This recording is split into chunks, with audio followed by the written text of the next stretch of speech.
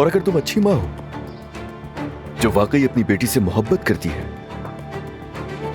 तो उसे वही होना चाहिए जहां उसकी बेटी है।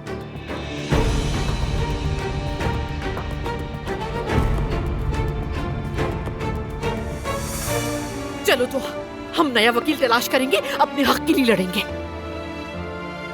कर ले आप, मगर होगा कुछ नहीं।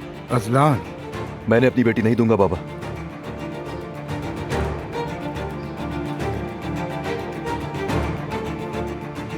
अब फैसला तुम्हें करना है।